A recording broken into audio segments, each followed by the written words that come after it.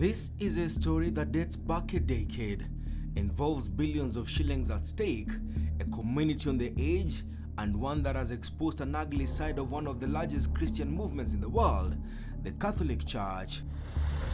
The players at the center of what has now turned out into a courtroom drama, underhand dealings, and power play. Men and women of the cloth. Back in 1998, an idea to build a mission hospital was floated in a move that will have seen low-income earners ease the burden of high cost of medical care. Assumption Sisters of Nairobi and the Catholic priest Dr. Bill Frieda allegedly sat and agreed to source for funds for the construction of St. Mary's Mission Hospital in Lang'ata. Father William Charles Frieda, or Bill, as is fondly referred to, says the new mission hospital was based on a new model, a departure from the norm. Giving people ownership of their labor.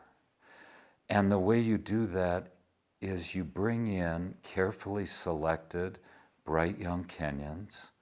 You give them managerial ownership of their place of work.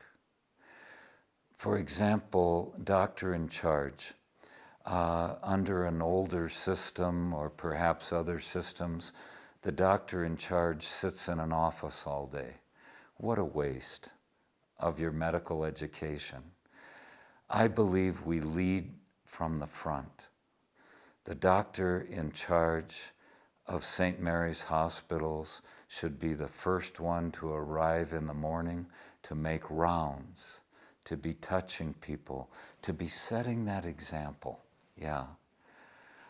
So the same across the board. So the idea was to create a Kenyan Christian community focused on medical ministry in service to lower income Kenyan.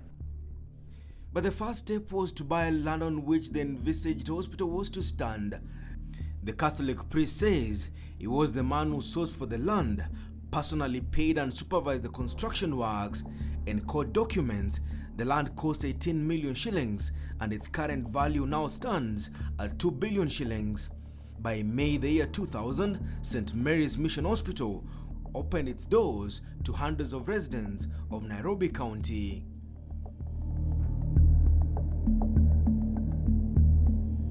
So 1998 ulikuwa Lang'ata? Yes.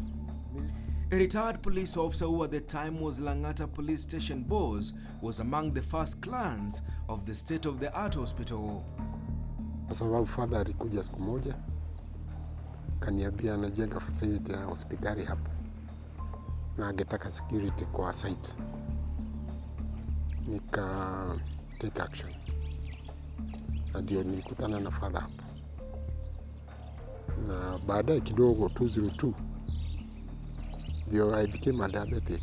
Nilipatwa na sukari na nikaanza kwenda clinic hapo hospitali. Kwa hivyo pia niliendelea kujuana na father hapo akijenga hiyo hospitali. Ndio akaniambia kwamba amejenga hiyo hospitali isaidie watu ya Kibera. Badala waende Kenyatta, wao wanavuka hapo kuja hospitali ya St. Mary. Years later, with the hospital now up and running, another donor, Joseph Ngera, told the lead he wanted a similar facility set up in Elementaita.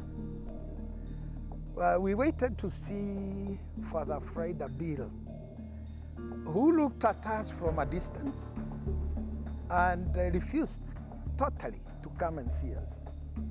And that is why I say I actually looked for him, he did not look for me. Another 5 trips I made my journey to the same hospital, trying to see him. And not everybody is bad.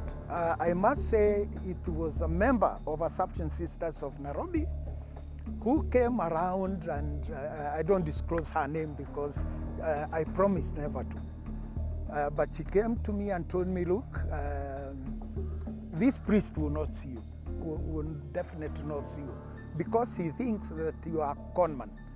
But what I would advise you to do is to ring his lawyer, talk to him, And if he is the only one who can convince him that you are not a conman. So I came back here, and Lang, Advocate Jero, then his advocate. Currently, he is the chairman of IPOA in Kenya. Advocate Jero did not even talk to me for a minute. It was actually less. Then he promised to ring me back maybe after an hour. You know what? After a few minutes, he rang back and told me he has already got an appointment for me on the following Sunday. He went ahead and introduced me to Father Friday Bill. Funny enough, he had all the time for me, the whole day. In fact, we had lunch together there. He took me around the hospital.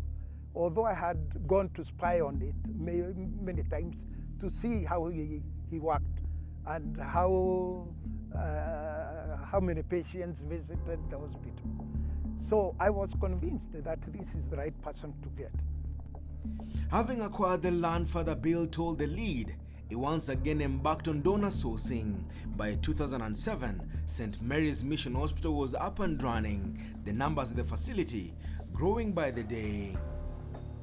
This hospital has really grown in leaps and bounds. On average per day, we will see between 400 to 500 patients in outpatient department. On average per month, we would operate anywhere between 200 to 300 major surgeries. I'm talking of major surgeries. These are surgeries that require a patient to be hospitalized for up to a week plus. We do minor procedures that exceed 500 in a month. And therefore, this place is fast becoming a referral hospital.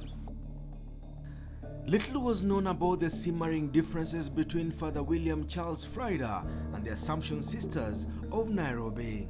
2009, the sisters set up a trust fund which will have seen the twin St. Mary's Mission Hospitals transferred from St. Mary's Mission Hospital Company, where interestingly, Sister Marie Teresiga Shambi, Sister Teresia Ndeto, and Sister Grazia Muli were directors. This was to see the twin hospitals transferred to a new identity, Regina Pacis University.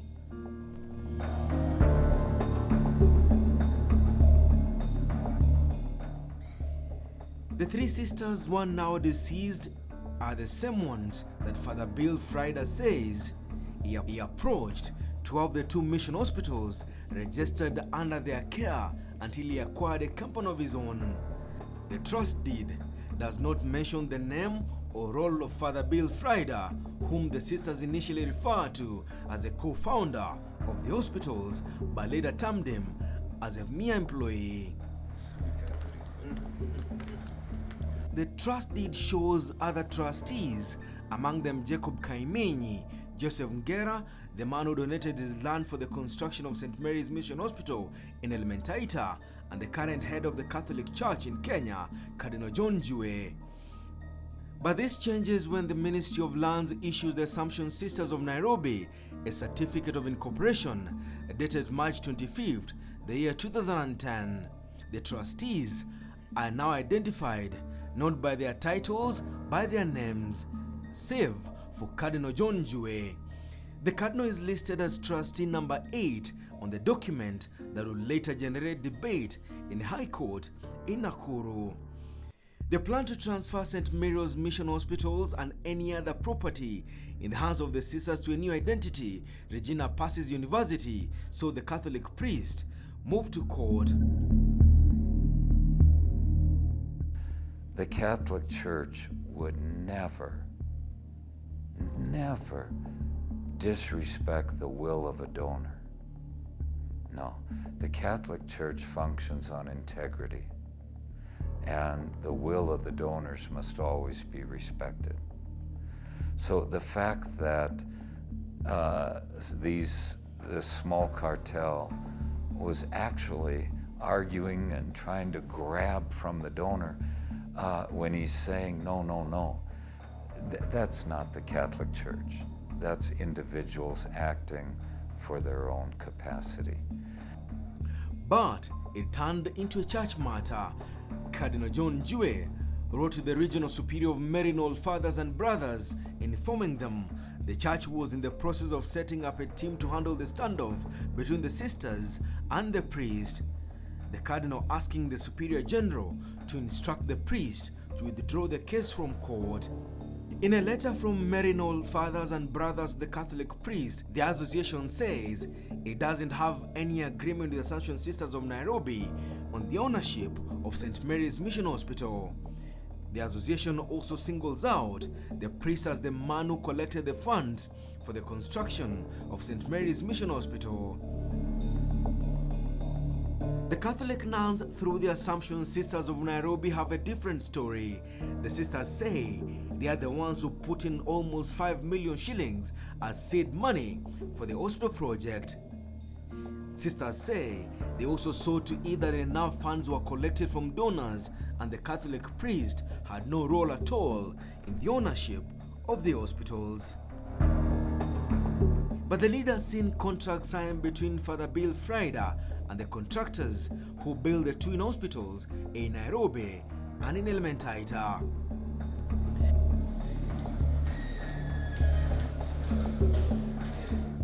The war of words over who owns the hospitals has had other men of the cloth question the intention of the Catholic nuns and the role of the head of the Catholic Church. In Kenya, Cardinal John Jue, Colin Davis, the Bishop of Ngong, in a letter to fellow bishops says it was Father Friday who acquired the land, built the hospitals and staffed them. Say he had over-trusted them because he is the one who instructed me, who told me to have it registered in their name. But then when this problem now started in 09, I went to them and told them no, this is not right. I have 2 children. The firstborn is St. Mary, secondborn is Regina Pacis University. I told them not to do that. I advised them. I have all along tried to reconcile them. And I told them, look, you know all this donkey work has been done by this man. Why don't you leave it to him? You'll not live forever. And if you are patient and if you can wait maybe even for another 40, 50 years, he will still leave this to you. And you have time also to catch up with his idea of a mission hospital. Because his idea is, his vision of a hospital is not the same as we normally see other mission hospitals being run. The court reached a verdict that nearly parallels operations at the 2 hospitals. Our key objective here is to take care of patients, but now we are literally fleeing for our lives. Just a few days ago, we were sent packing and everybody went scampering in different directions. And as we are speaking, we are trying to regroup once again. So there's a lot of apprehension and the people are not, we just feel a bit insecure at the moment.